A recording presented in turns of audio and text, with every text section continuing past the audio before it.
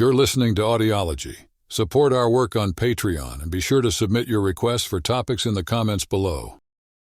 Crack the sky, shake the earth was the message sent to North Vietnamese forces, signaling the start of what was described as the most significant battle in their history. In a series of attacks that seemed almost synchronized by fate or planning, the offensive began just after midnight on January 30th. 5 provincial capitals in the 2nd Corps region and Da Nang in the 1st Corps were the initial targets. Nha Trang, where the U.S. 1st Field Force was headquartered, faced the first assault. This was quickly followed by attacks on Buon Ma Thuot, Kon Tum, Hoi An, Tuy Hoa, Da Nang, Quy Nhon, and Pleiku. The Viet Cong and North Vietnamese Army employed a consistent strategy across these attacks, beginning with mortar or rocket fire, then sending in ground troops in battalion strength, sometimes with additional support from regular North Vietnamese Army forces. These troops, guided by local fighters familiar with the area, aimed for critical government and communication centers. Despite their efforts, coordination at the local level was lacking, and by the time the sun rose, most communist forces had retreated from their targets. General Philip B. Davidson, the new intelligence chief for the Military Assistance Command Vietnam, alerted General William Westmoreland that more attacks were expected nationwide. Consequently, all U.S. and South Vietnamese forces were ordered to highest alert, yet the response lacked urgency, with some leave cancellations either issued too late or ignored. Early in the morning on January 31st, the offensive widened, hitting key spots in Saigon, Cholon, and Gia Dinh, among others, including attacks in all military districts and U.S. bases. Over the following days, dozens of other locations were targeted, culminating in an attack on Bac Lu in the 4th Corps on February 10th. Around 84,000 North Vietnamese Army Viet Cong troops were involved in these offensives, with more standing by as reinforcements or blockades. They also targeted every major Allied airfield and attacked numerous district capitals and towns. Defensively, the South Vietnamese, often backed by local militiamen, ARVN forces, and the National Police, were pivotal in repelling the attackers, typically within a few days, though some locales witnessed prolonged battles. The effectiveness of the defense frequently hinged on the competence and bravery of local commanders. While some were exceptionally capable, others fell short. Yet no South Vietnamese unit turned against its own to join the Communists throughout these intense engagements. General Westmoreland maintained an optimistic front in the face of these surprise attacks, projecting confidence in public statements and reports to Washington. However, insiders noted he was actually shocked by the Communists' ability to launch and coordinate such widespread attacks in secrecy, leaving him visibly disheartened. According to Clark Clifford, the U.S. military's reaction bordered on panicky at the outset. Despite evidence to the contrary, Westmoreland continued to assert that the focus on Khe Sanh by the North Vietnamese was the primary strategy, and that the extensive attacks elsewhere were merely a distraction, a view he held until at least February 12. The incredulity of journalists, including the Washington Post's Peter Braestrup, mirrored broader skepticism, with many questioning how attacks, especially those on downtown Saigon, could possibly be considered a diversion. During the Tet Offensive, the attack on Saigon was not aimed at taking control of the entire city, but rather focused on 6 key locations downtown: the Army of the Republic of Vietnam, Joint General Staff's headquarters, Tan Son Nhut Air Base, the Independence Palace, the United States Embassy, the Republic of Vietnam Navy headquarters, and Radio Saigon.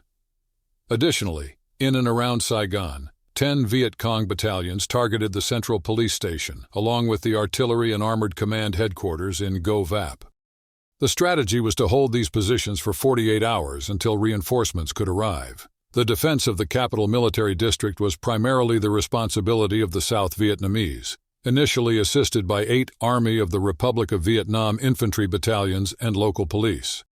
They soon received support from additional Army of the Republic of Vietnam Ranger, Marine, and Airborne battalions, as well as the United States Army, including the 716th Military Police Battalion and several infantry and artillery battalions.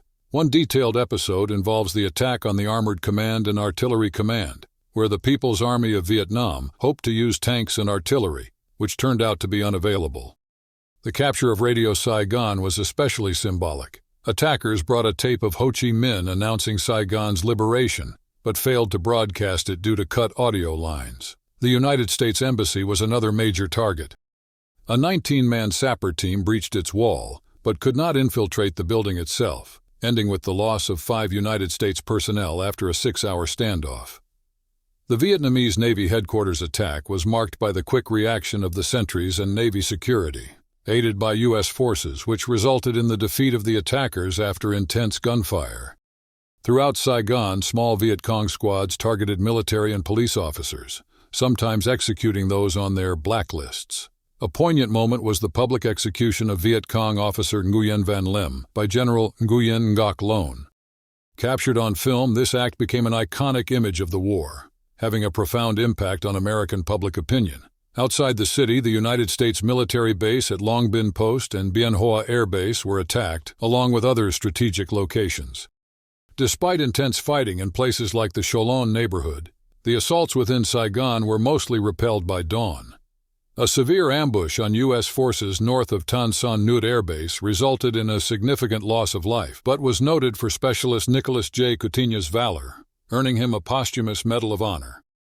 Even as direct attacks on Saigon were thwarted, the ongoing presence of Viet Cong battalions nearby kept the city under threat, leading to Operations Quiet Thang and Ton Thang Ver First by Allied forces. These operations aimed to secure the area around Saigon, and were deemed successful, significantly reducing Viet Cong forces through intense combat. In the early hours of January 31st, under a thick blanket of fog, Huế, located north of the Perfume River, was suddenly under siege. The attack began with heavy mortar and rocket fire from 2 battalions of the North Vietnamese Army's 6th Regiment. Their main target was the South Vietnamese 1st Division headquarters nestled inside the citadel, a sprawling area of palaces, parks, and homes enclosed by a moat and sturdy fortress walls.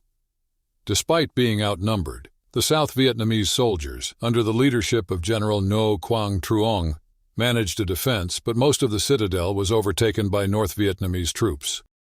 Meanwhile, across the river, the 4th Regiment of the North Vietnamese Army tried but failed to capture the U.S. Military Assistance Command, Vietnam, staved off by roughly 200 Americans. Quickly, the majority of Huế fell under North Vietnamese control, with their forces initially numbering around 7,500 men. Both sides hastened to bring in more troops and supplies. The battle that ensued in Huế was one of the Vietnam War's longest and most brutal, dragging on for 25 days. Initially, the Americans underestimated the North Vietnamese strength inside Huế and the effort needed to drive them out. General Westmoreland even told the Joint Chiefs of Staff that only a small enemy presence was inside the citadel and that it would quickly be cleared by the Marines. This perception was corrected as the battle intensified, revealing the true scale of the engagement, with 3 Marine and 11 South Vietnamese battalions fighting at least 8 North Vietnamese Viet Cong battalions, not counting additional forces outside the city. No U.S. forces were stationed directly in Huế at the start, so reinforcements had to travel from nearby Phu Bai combat base. In challenging weather conditions, U.S. Marines and South Vietnamese troops had to fight through the city meticulously, a form of combat not seen by American forces since the Korean War, and for which neither side was fully prepared.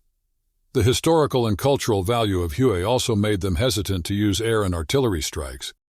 The attack on Huế was well coordinated by the North Vietnamese, who had planned to hit over 190 targets within the city, aiming to block American and South Vietnamese reinforcements, mainly via Highway 1. Much of the South Vietnamese 1st Division was away due to the holiday, and there was an expectation that Hué's citizens might support the uprising. Significant U.S. divisions engaged in the outskirts to cut off North Vietnamese reinforcements. As the battle progressed, forces increased, with up to 18 North Vietnamese battalions involved. After a grueling 25-day fight, the South Vietnamese flag was hoisted over a reclaimed Palace of Perfect Peace on February 25th.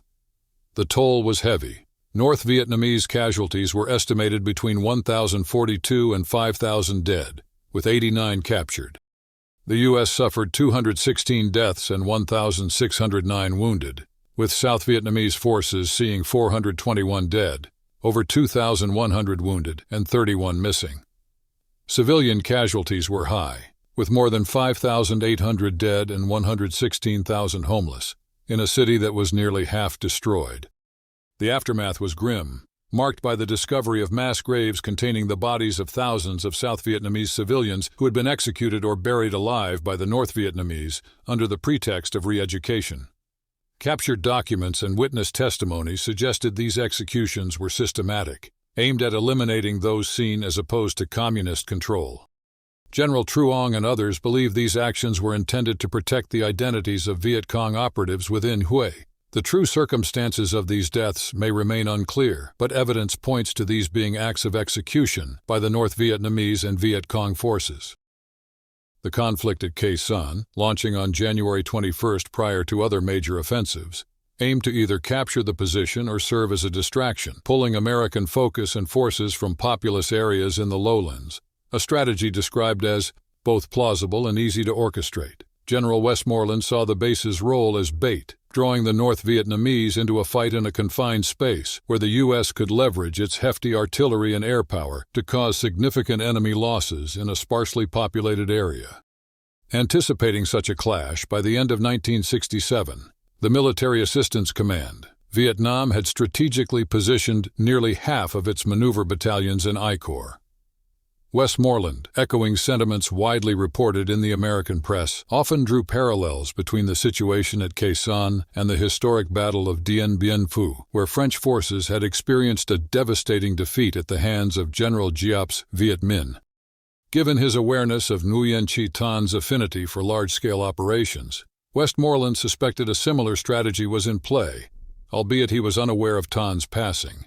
His strategy essentially aimed to turn the tables on the historic French defeat. Khe Sanh, manned by 6,000 defenders from the U.S. Marine Corps Army and ARVN, found itself encircled by 20,000 PVN troops. The siege, lasting until April 8th, was characterized by relentless PVN bombardment and minor infantry skirmishes.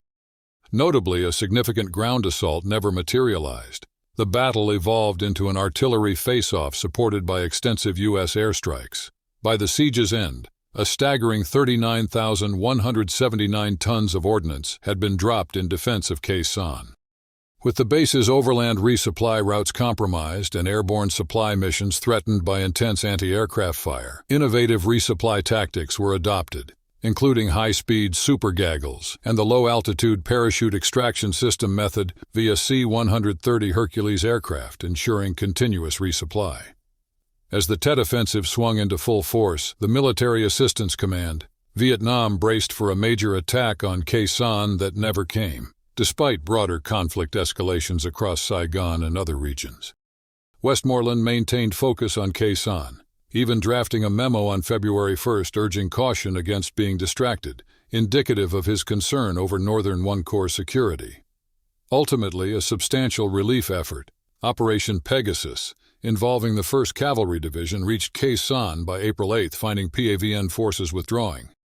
Both sides later claimed the battle met their objectives. The Military Assistance Command, Vietnam, reported 5,500 PAVN fatalities with more wounded, whereas the U.S. suffered 730 deaths and 2,642 injuries from November 1st, 1967 to April 14, 1968.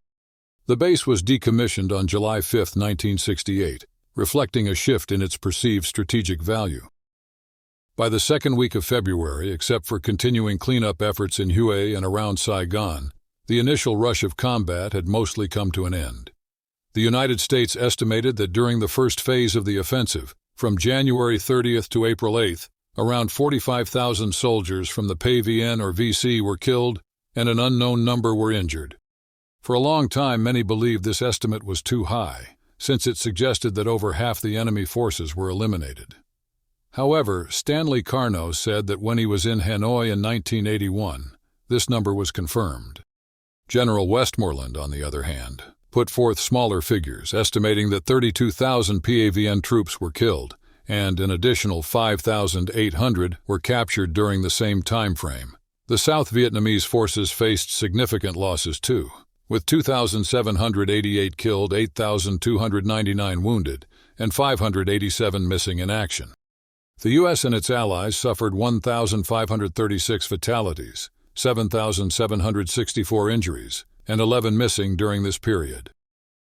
The leaders in Hanoi were deeply disappointed by the results of their offensive. Their hope for a widespread uprising had failed miserably. Despite the involvement of roughly 85,000 to 100,000 PAVN-VC troops in the initial and subsequent phases, the operation didn't achieve its ambitious goals. In the intense fighting during the 1967 border battles and the 9-month winter-spring campaign, the PAVN-VC suffered 45,267 fatalities. A crucial mistake was underestimating the Allied forces' ability to quickly move and defend positions, leading to a complex battle plan that was hard to manage. General Tran Van Tre highlighted the flawed assumptions, particularly the misjudgment of both the enemy's strength and their own limitations, which resulted in demands that exceeded their actual capabilities. While the effort to regain control over the countryside saw some success, with the Viet Cong making significant gains in areas like the Mekong Delta, this did not last. The U.S. Department of Defense reported that counterinsurgency efforts were severely disrupted, yet the heavy casualties and territorial losses eventually weakened the Viet Cong. The infrastructure and ranks of the Viet Cong, painstakingly built over more than a decade, were significantly damaged, forcing Hanoi to replace nearly 70% of Viet Cong forces with regular PAVN soldiers. High casualty rates and the decimation of the Viet Cong's recruitment capabilities led to a marked reduction in their operations. Despite the failures, there were some unintended gains from the offensive. General Tran Do highlighted that, while the main objective of sparking uprisings wasn't met, the heavy casualties inflicted were seen as a success, and the impact on public opinion in the United States was a fortuitous outcome. The internal reaction to the offensive spurred significant debate within the party. Truong Chin criticized the strategy for a quick victory, leading to a shift in approach. The focus moved away from high-intensity battles to a mix of conventional and guerrilla tactics, avoiding the risk of significant forces in future offenses. This strategic change was reflected in the issuance of Directive 55, urging the preservation of military strength for future campaigns. The PAVN official history later branded the first phase of the Tet Offensive as a monumental strategic victory. It claimed the offensive had caused severe losses to enemy forces, including American troops, destroyed a significant portion of U.S. military supplies, wiped out thousands of strategic hamlets, and liberated a considerable population. This period marked a turning point, with Hanoi reassessing its strategies and adapting them for the continued struggle, illustrating the complexity and evolving nature of military and political strategies during prolonged conflicts. South Vietnam found itself deeply shaken by an offensive that brought the harsh realities of conflict into its cities for the first time, revealing vulnerabilities despite substantial American aid. The retreat of government troops to urban defenses allowed the Viet Cong to take over rural areas, causing widespread psychological and material damage among the South Vietnamese. Trust in the government wavered as people questioned its ability to protect them. The political landscape was already tense, stirred up by the 1967 election when Nguyen Van Thieu and Nguyen Cao Ky formed a coalition, only for Ky to later be edged out by Thieu. The human and economic toll was enormous. The government reported 14,300 civilian deaths, 24,000 injuries, and over 630,000 new refugees, swelling the total to nearly 1.43 million displaced persons. The year ended with record casualties among South Vietnamese forces and a noticeable dip in morale. However, the Thieu administration responded with renewed vigor. Just after the offensive, Thieu imposed martial law and later secured the passage of a law for a massive military mobilization, indicating a significant shift towards national recovery. This effort included anti-corruption drives, political rallies, and plans for rebuilding and resettlement for the displaced. Despite these efforts, Thieu took drastic measures to consolidate power, sidelining Ky and others perceived as threats. He cracked down on press freedom and reinstated controversial figures from past administrations. Thieu grew increasingly wary of the U.S., especially after President Lyndon Johnson's decision to reduce bombings in North Vietnam, sparking fears of abandonment. Despite his skepticism, a meeting with Johnson in Honolulu reassured Thieu that South Vietnam would have a say in any peace negotiations, temporarily alleviating his fears of a forced coalition government.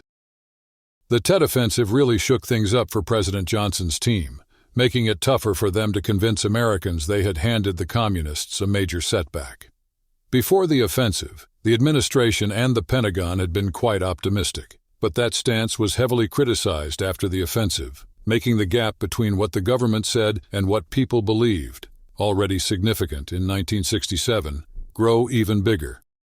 Around the time of the Tet Offensive, most Americans felt like the war wasn't going in favor of the U.S. and its allies, despite what the president and military brass were saying.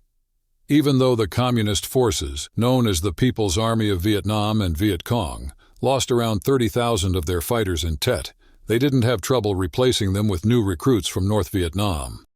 The following year, in 1969, the U.S. recorded 11,780 military deaths, making it the second deadliest year of the war. This proved that North Vietnam wasn't just capable of keeping up the fight despite their setbacks at Tet, but also that Americans were growing weary of the high casualty rates without any sign of it ending soon. Walter Cronkite, the highly respected anchor of the CBS Evening News, even called for negotiation talks as a dignified way to exit the conflict after broadcasting a special report from Vietnam in March. The aftermath of the Tet Offensive saw the war's impact deepening. For instance, on February 18, 1968, the U.S. military reported its highest one-week casualty figures for the entire conflict: 543 Americans killed and 2,547 wounded. The toll of the heavy combat made 1968 the deadliest year for U.S. forces in the war, with 16,592 soldiers losing their lives. Towards the end of February, the U.S. announced it was drafting another 48,000 men, marking the second-largest draft call of the war. And on February 28, Robert S. McNamara, the Secretary of Defense who initially pushed for escalating the war in the mid-60s but later opposed it, resigned. In the first half of February, there was back-and-forth communication between General Westmoreland and General Wheeler about whether to send more troops to Vietnam. Westmoreland felt he had enough forces, but he was intrigued by Wheeler's suggestion that if he asked for more troops, they might get permission to expand the war into Laos, Cambodia, or even North Vietnam. On February 8, Westmoreland said he could use another division if they were allowed to operate in Laos. Wheeler pushed back, telling Westmoreland that if he really needed more troops, he should just ask for them. This prodding was partly because the U.S. military was under a lot of stress from the war in Vietnam, since reserves hadn't been called up. The Joint Chiefs had been pushing for a mobilization to prepare for a possible escalation and to protect the nation's strategic reserves. By February 12, Westmoreland was urgently requesting 10,500 troops, saying, "Time is of the essence." The next day, these troops were sent to South Vietnam. The Joint Chiefs then told President Johnson to deny any larger requests for reinforcements unless he activated a substantial number of reserves. Later, on February 20th, Johnson sent Wheeler to Saigon to figure out what the military really needed. Both Wheeler and Westmoreland were hopeful because Secretary of Defense McNamara was about to be replaced by Clark Clifford, who was more open to expanding the war. However, Wheeler's report didn't suggest any new strategies or talk about building up reserves. It just stressed the need for a significant increase in troops as a vital military necessity. Westmoreland later suggested in his memoir that Wheeler hid the full truth to push the president towards addressing the strategic reserve issue. On February 27, Johnson and McNamara discussed the request for more troops, which would mean increasing the military by 400,000 men and spending an additional $25 billion over 2 years. The U.S. was already facing a severe monetary crisis, and without new financial measures, inflation could skyrocket, and the monetary system might collapse. Clifford, Johnson's friend, was worried about how the American public would react to this escalation, fearing it would seem like sending troops into a bottomless pit. The Pentagon Papers summed up the situation by saying the U.S. was at a crossroads, either fully commit to the war in South Vietnam or recognize there was a limit to what the U.S. was willing to commit. This decision point highlighted the stark choices facing the nation's involvement in Vietnam. To understand how President Johnson was responding to Westmoreland's request and its effects on U.S. politics, he set up the Clifford Group on February 28. This team had to rethink America's strategy in Vietnam. Within this group, opinions were split. Some saw the situation as a chance to beat the North Vietnamese on America's terms, while others believed that a military win was impossible. They suggested that North Vietnam could keep up with any increase in U.S. troops, recommended pausing the bombings in the north, and called for a shift in strategy towards securing a position strong enough to negotiate peace. This would mean a shift to a defensive approach focused on protecting South Vietnamese civilians. However, their final report on March 4th didn't suggest a major change in direction, but somewhat indicated continuing along the same path, albeit hesitantly. On March 1st, Clifford took over as Secretary of Defense from McNamara. Initially a strong backer of the war, Clifford changed his stance over the month. After evaluating the outcomes of the Tet Offensive and discussions within the group named after him, he concluded that scaling down the conflict was the only way forward. Clifford saw an increase in troops as leading to a more entrenched stalemate and worked to convince others to support capping U.S. forces at 550,000, pushing for talks with Hanoi, and gradually letting South Vietnamese forces take over the combat role. His efforts were supported by a team informally known as the 830 Group. Secretary of State Dean Rusk proposed a tactical break in the bombing over North Vietnam on February 27th and suggested opening negotiations. He reiterated this on March 4th, noting such a halt would be politically strategic given the reduced effectiveness of bombings during North Vietnam's rainy season. Rusk's idea aimed to shift the responsibility for the ongoing conflict onto North Vietnam, assuming they would reject the negotiation offer. The debate within the U.S. administration was exposed when the New York Times leaked the troop request on March 10th, revealing a significant internal dispute over the effectiveness of increasing U.S. forces in Vietnam. Similarly, public perception was influenced significantly by media coverage, notably Walter Cronkite's critical views on the optimism of U.S. leadership, despite a surge in public support for Johnson early in the Tet Offensive. However, Johnson's silence during the offensive led to a dip in his approval ratings by the end of March. By March 22, Johnson was reconsidering the troop increase, looking at a smaller reserve call-up instead. Advised by Clifford and others, he gathered a panel of wise men on March 25, long-standing supporters of the war effort, whose unexpected advice for disengagement shocked him. This advice played a crucial role in Johnson's decision to reduce bombings over North Vietnam. Johnson's political standing was already shaky, worsened by a poor showing in the New Hampshire primary and Senator Robert F. Kennedy entering the race for the Democratic nomination. Facing this turmoil, Johnson decided against escalating troop levels further and incorporated Rusk's proposal on bombing into a speech. In a shocking turn on March 31st, he announced not only a halt to the bombing but also his decision not to seek a second term. Hanoi's agreement to start talks on April 3rd and the beginning of peace negotiations in May marked a significant shift. On June 9th, Johnson replaced Westmoreland with General Creighton W. Abrams, seen by some as a move to hold Westmoreland accountable for the Tet Offensive. Abrams introduced a new strategy focusing on enabling South Vietnamese forces to take the lead, pacifying the countryside and disrupting enemy supplies, setting the stage for U.S. withdrawal and continued negotiations under President Nixon. In an effort to strengthen their position during the peace talks in Paris, which began on May 13th, the North Vietnamese launched a major offensive in late April. U.S. intelligence estimated that from February to May, the North Vietnamese sent about 50,000 troops down the Ho Chi Minh Trail to make up for losses in previous battles. One of the fiercest segments of this offensive began on April 29th and lasted until May 30th. During this period, the North Vietnamese 320th Division, supported by artillery and comprising 8,000 men, posed a significant threat to the U.S. logistical operations in Dong Ha, located in the northwestern part of Quang Tri Province.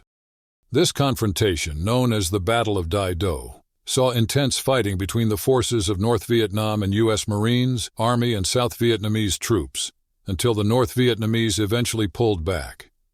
The North Vietnamese forces suffered substantial losses, estimated at 2,100 men, while the Allied forces reported 290 killed and 946 wounded.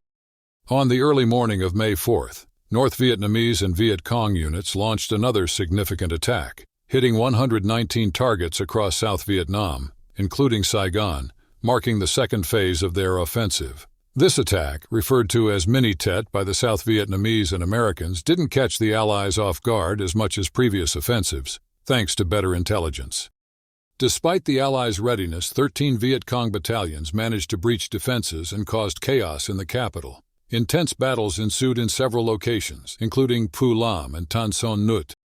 By May 12, the Viet Cong retreated, leaving behind more than 3,000 of their own.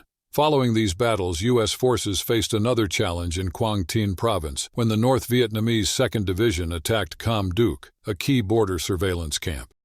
With 1,800 U.S. and South Vietnamese troops at risk of being overwhelmed, the decision was made to evacuate the camp under fire and abandon it to the North Vietnamese in order to avoid a situation similar to the previous siege at Khe Sanh. The fighting returned to Saigon on May 25 with another wave of attacks. Unlike earlier in the Tet Offensive, U.S. installations were not targeted this time, but Viet Cong forces took over 6 Buddhist pagodas, mistakenly thinking they'd be safe from attack. The most intense battles occurred in the Cho Lon district. A remarkable event happened on June 18th, when 152 members of the Viet Cong Quoc Thang Regiment surrendered to South Vietnamese forces, marking the war's largest communist surrender. The ongoing conflict exacerbated the suffering of the city's population, leaving an additional 87,000 people homeless and resulting in more than 500 deaths and 4,500 injuries. In this phase of fighting, from May 5th to May 30th, U.S. forces suffered 1,161 killed and 3,954 wounded. The third phase of the offensive kicked off on August 17th, targeting military areas across 3 regions. Notably, the attacks were carried out exclusively by North Vietnamese forces and aimed specifically at military targets, moving away from broader city attacks. The offensive started with preliminary strikes on the border towns of Tay Ninh, An Loc, and Loc Ninh, aiming to pull defense forces away from major cities. However, a planned attack on Da Nang was stopped in its tracks by the U.S. Marines' Operation Allen Brook.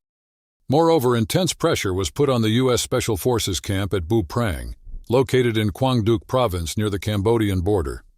This particular encounter lasted 2 days, ending with the U.S. and South Vietnamese forces reporting 776 enemy casualties, compared to their own losses of 114 South Vietnamese and 2 Americans. Saigon experienced another round of attacks during this stage, but they were less intense and successfully beaten back. From the perspective of the Military Assistance Command Vietnam, the August offensive did not achieve its goals, marking it as a failure. Despite 5 weeks of conflict and the heavy loss of 20,000 troops, the hoped-for uprising and mass defections did not materialize, challenging the notion that this phase would be conclusive. Historian Ronald Spector has highlighted that these setbacks for the Communists weren't definitive either. The heavy losses and the apparent absence of significant military gains during this period began to take a toll. The high casualty rate, coupled with a lack of clear victories, contributed to growing disillusionment. In a telling development, defections from the People's Army of Vietnam and Viet Cong ranks surged to more than 20,000 in the first half of 1969, a dramatic increase from the previous year and a sign of the growing strain on their forces. Thanks for watching. Share your thoughts in the comments and subscribe for more content.